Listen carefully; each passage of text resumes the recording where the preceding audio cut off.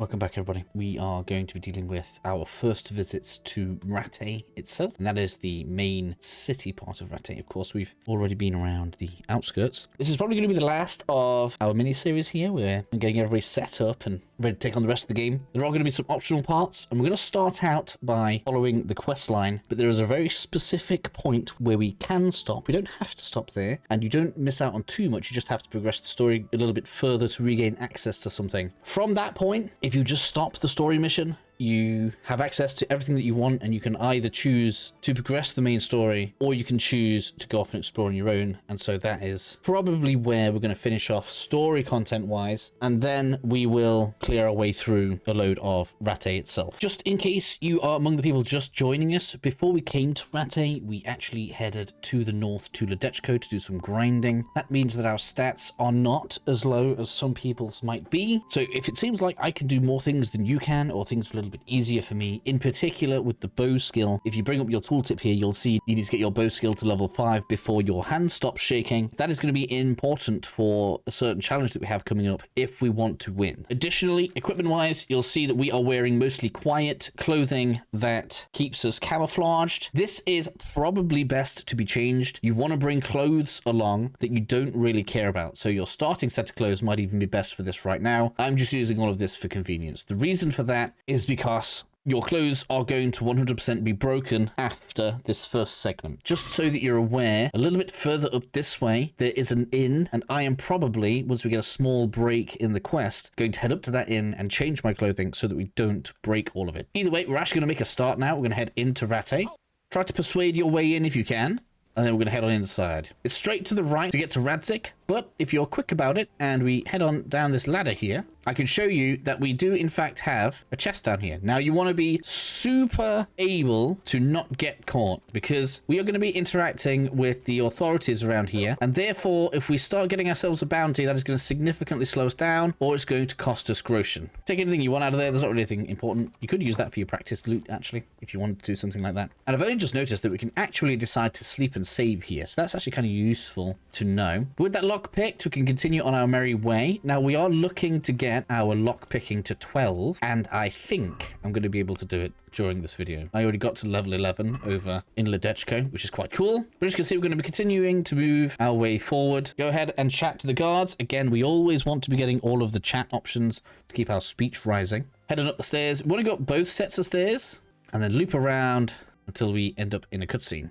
Again, now can be a time to have a quick check around. I'm actually going to see if we can get a couple of chests picked in here. If you have any savior schnapps, it may be worth using them just to make sure that you don't lose too much progress. You know, if you can come into somewhere like this, for example, and there's a chest, there's nobody watching, we should get away with it. This is risky. You might be better off saving this until in a few moments time, but I'm going to get it done now. And we're not even doing this for the loot, although we will take those books. That's useful for later. I will have a video on learning how to read, but that's not really a big video like this one will be. Can't get into there because I can't do very hard right now. We need lockpicking to 12. That's going to give me a perk point. And at 12, we're going to get Look of the Drunk. This is going to basically make it so that we lockpick at level 15 instead, and should give us access to very hard chests. And that's going to be very important for us later on. Trust me. All right. So again, you can take a look around here. Make sure you're not being looked at. These guys can see you in here, but we're so well camouflaged and silent that we should be okay. Whenever my dog barks, it always makes me paranoid. Loot in there if you want it. It is basically free groschen at this point. If you guys want to be picking that up, you can do. But you don't need to be picking stuff like this right in front of the guards. That is going to be really bad. Worth noting that if you are inside of Rattay, during the night, the guards expect you to carry a torch. They'll give you a couple of warnings, but if you don't take that warning, they will in fact put a fine on you. So let's not have that happen.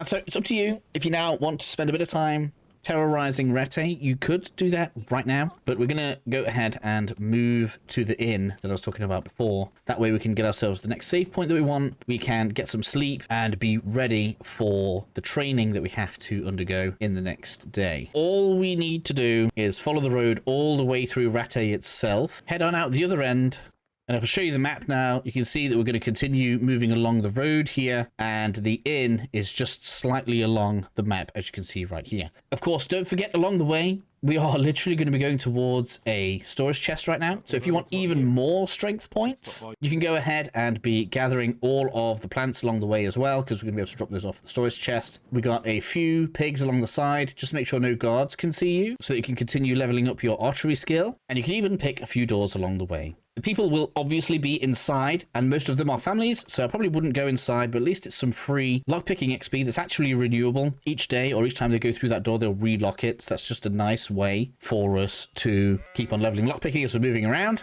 as we continue making our way towards the inn. And I shot a dog on the way up, which I got caught doing, so I now have a ransom. So I'm going to have to wait a little while until that wears off, or I'm going to have to choose to pay it off. And I think I'm just going to choose to pay it off, because otherwise it's going to take me forever to do this. But either way, once you make it to the inn, we need to find the innkeeper. Got myself a place to sleep, as per usual. We're going to pick a few nights. This one is expensive for whatever reason, but it's not going to matter. By the end of this video, you will effectively be able to get unlimited money. With that paid for, we can head up to our bed, which is up the stairs and this way. If you can pick your way through here without being seen, we've got 2 chests in here. And we have another one at the end as well, with another chest inside. And then our new bedroom is the middle door, which gives us access to the storage chest, where I'm going to store all of my goodies right now. And as we said before, now is a good time to put some clothing on that you just don't really care about. If you have something that's got a little bit of protection or armor on it, it may help you out against one of the people that we've got to fight. Realistically, we just want to be in some nice basic stuff that we don't really care about if it takes too much damage. So I'm just going to pick a few random pieces out here so that I don't have to care about taking a few bits of damage. Additionally, because we're in an inn, we might as well sleep till the morning, take a save at this point. Sleep until around 8 or 9 o'clock-ish. Captain Bernard, which is the person that we're going to be talking to, turns up in the morning, and then he leaves around lunchtime-ish, so we don't have all day to go and find him. We are going to have to pay the fine off, so if you are in this situation where you've been a little bit naughty, make sure you have no stolen loot on you, because you're going to lose it. But don't worry too much about weaponry and stuff. We should get given that down there. In fact, I'm going to make sure I don't have any weaponry with me, so that I don't get any of it taken away. Although it is worth bringing a shield along to make blocking easier during the second part of this. With all of that done, we can now go ahead and meet Captain Bernard at the training site. So at this point, all I've done is follow the quest marker from the inn over to here. Very simple. Captain Bernard's going to take some money from me. Yes, we surrender. I'll pay my 80 gold. It's okay. Now we can continue as if nothing ever happened. Sick. Right, now that it's calmed down, we can start the basic training. That'll be me. And then we're going to start all the way from the beginning. If you are not as prepared as me, you can make up for it by doing this. If you are as prepared as me, we get free combat stats. Sick. Sort out. Let's see what you're made of. Hold it properly. We're basically getting the same tutorial that we got before. So he wants us to move around right now. And now we can throw some attacks. Now we get to use the stab, which is what I use, which is my most common attack, actually. All right, and this is the point where we can abuse him. So long as you don't do any combos and you just attack slowly, you can remain in combat with Captain Bernard here for as long as you like. He obviously does have a timer. Now we're actually going to be blocking, and we actually want to block because that's going to increase our defense stat. Now the actual duel part of this is almost unfair because he has master strikes, which is how he parries and then does a counterattack on you. We're going to learn that very shortly. And eventually we're going to get taught to parry, which is going to significantly improve our ability to defend in combat. And eventually we get a new NPC join us, and that is the end of our standard training. Now we're going to progress to the point where we can continue using Bernard. He will in fact give us unlimited access to his training, which is just free stat points, and that's where we want to get to in this video. I'm not a fan of dodging. I will not be using this very much in my playthroughs.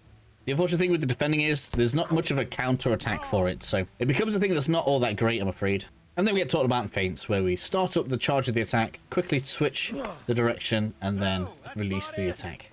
You gotta be pretty quick, so just bear that in mind. With the melee training done, we can now follow Bernard to the archery range. If you're not confident in your archery, here is going to be a good place to take a save. Again, if you haven't been following the series, there's nothing I can do to help you. You will need to have leveled up your archery a little bit if you want to stop yourself from shaking as you're trying to fire off the shots. Everything should already be equipped, so you just need to get the bow out. Hold your draw button all the way in. And oh my, I think we actually hit that as well. I didn't even get to practice for whatever reason. Get the bow out. Now, all we need to do really is aim to the right a little bit and have it be above the knuckle. It drops off pretty significantly, and all we need to do is be a little bit faster than Capone. As whoever finishes first gets bonus points.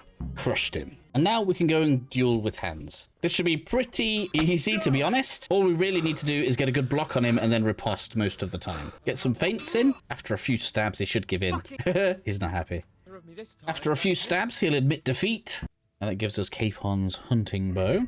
which isn't too bad. Not amazing, but it's free. And now we can talk to Captain Bernard. Go ahead and go through all of his dialogue for some extra speech skill. And now we should go and speak to the bailiff that is in town. We have a quest marker for it, so we're going to quickly head on down there.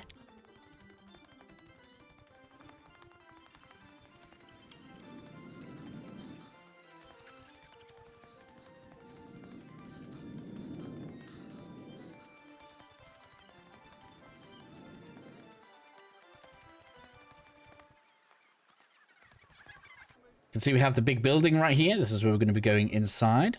Want to head through the middle, then up the set of stairs on the right-hand side, which wraps its way around.